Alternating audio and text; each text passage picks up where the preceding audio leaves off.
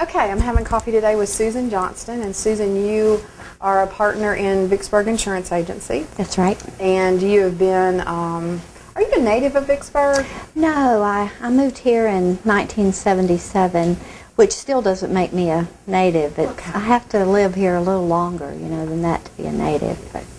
Well, you do a lot of work in our community, and that was the reason I wanted to sit and chat with you today. Part of what we're doing with this Coffee With series is sitting down and talking to people that have a positive influence in our community. They're doing things that really make a difference to other people. And you're one of those people that I would say does things very quietly, but has a big impact in what she does. You and I served on the United Way campaign cabinet together, and you've actually been involved with United Way for a very, very long time. A long time. I first served on they called it the allocations committee back then, and now it's the donor investment committee. But I was I think one of three maybe women presidents of United Way at the time, and then so it's a wonderful organization, and you can serve so many needs by being involved. You can get to know the community and what the agencies, are doing and trying to do in the community. So for the last 2 years, you've been the chair of the Pacesetters campaign. Right. Tell us a little bit about what that entails, because that actually is a very big job and a big responsibility.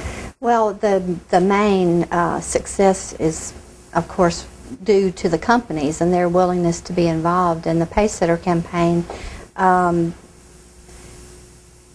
You have to find willing companies that want to run campaigns early for the United Way, and they want to make a difference and set the pace for the overall campaign. And so they commit to running their campaigns several months earlier than the kickoff, and they have campaign coordinators, account managers, and basically try to raise as much money as they can to jumpstart the campaign, and they're willing to do it. In the past 2 years that you've served in that capacity, we actually have had an outstanding Pacesetters campaign. Well, outstanding group of companies, and the school has been. They first participated last year. They really stepped up to the They did, and they've been a really good asset to the list of companies that have agreed to serve. And I don't remember the exact numbers, you might, but if I remember correctly, what you brought in through Pacesetters was maybe almost half of our entire. I don't think it was quite. Right? I don't think it was quite that much. Okay. I would say it was probably on average 35 to 40% perhaps of the campaign. But that still says a lot for the companies that are doing it. They really do. You do some other things in the community. Recently, you were involved in a Real People Read event. I know. Tell us about that. Fun. It was really fun, wasn't it? It was. I was, and I'm kind of you're dragging me into some of these things that I really enjoy. But Real People Read. Did you bring that to Vicksburg? Dr. Swinford brought it to. This was her brainchild. Okay. She, just to kind of give you a little background, throughout her career as an educator, she kept getting these flashes in her mind about read the fine print, read the label, read this, read that. And one day it occurred to her that reading wasn't an activity. It was not a course that you go and sign up for, but it was a way of life. And when she told me that, the light bulb just came on in my head, because I can't imagine. I started reading very early in life, really and early. I have no recollection of not ever reading, ever in my life.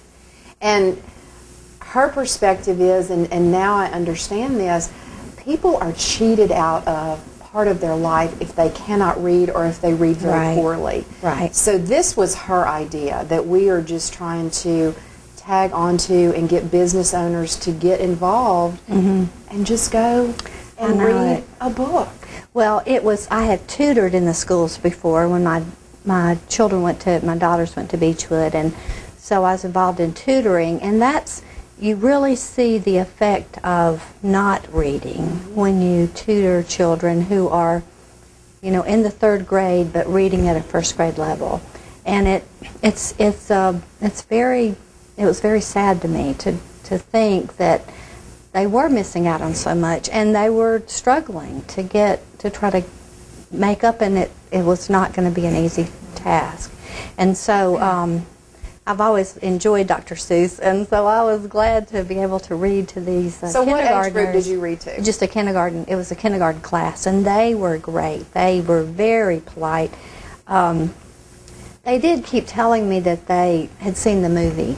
You must have read The Cat in the Hat. Yes, and they kept, well, we saw the movie, and I said, but the movie is not anywhere like a book. I mean, you can, and so I tried to do different voices and create characters for, you know, for some of these Cat in the Hat characters.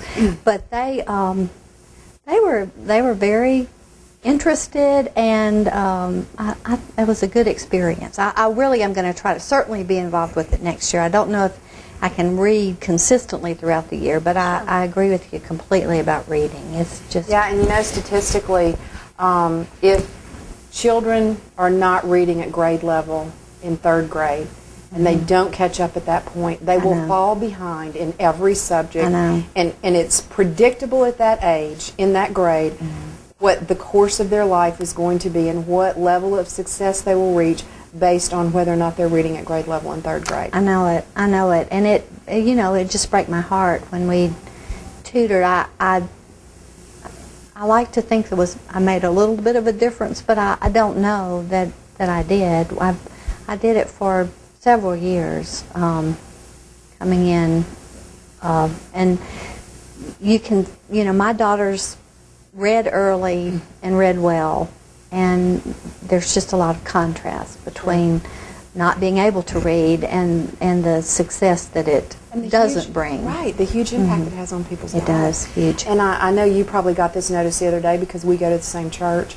Crawford Street Methodist Church is starting a program at Dana Road. They're partnering with Dana Road Elementary, which I think that's a great idea. idea. I'm so excited to see that. Me too. And it doesn't require that you be a church member at Crawford Street. Right. They're just looking for people to go and volunteer, not huge amounts of time, but just to get some people in there and read to children, because it does make a difference. It does. It absolutely does.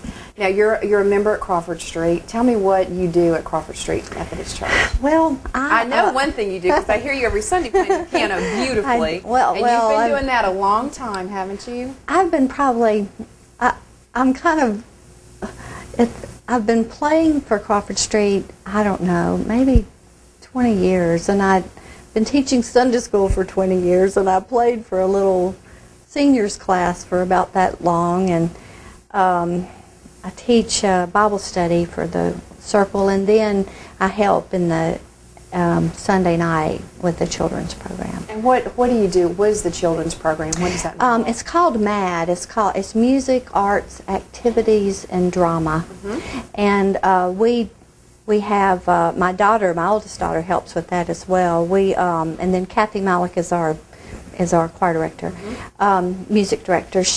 We have a children's musical that we put on in the spring, and to me that's really important for the children because it puts them on a stage in front of a congregation that's very forgiving, but it allows them to maybe start being comfortable in front of people, and and that that's not a comfortable thing to a lot of people to stand in front of a group. But this, they have, they sing, they have parts, they learn lines with the that may carry them to something, some other art involvement.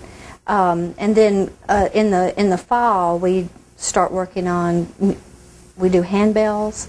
They do crafts every Sunday. They learn a little bit of the elementary parts of music, the time signatures and the notes and the counting and things like that. I mean, it's a good program, I think. We've been doing that for a long time. Yeah. Y'all do a lot of different things in there that I know the kids enjoy and get a lot out of. Susan, you really do a lot in our community, and you do it all very quietly. And even though you may not know whether or not it makes a difference to people, I can assure you that it does. And I thank you for what you do and for what it means in our community. And thank you for coming and having coffee with me today. Well, I thank you too for all that you do. And you know, Vicksburg is only as good as the people who are in it and what they put into it. And it's a wonderful place to live. It really is. Thank you so much, Susan. You're welcome.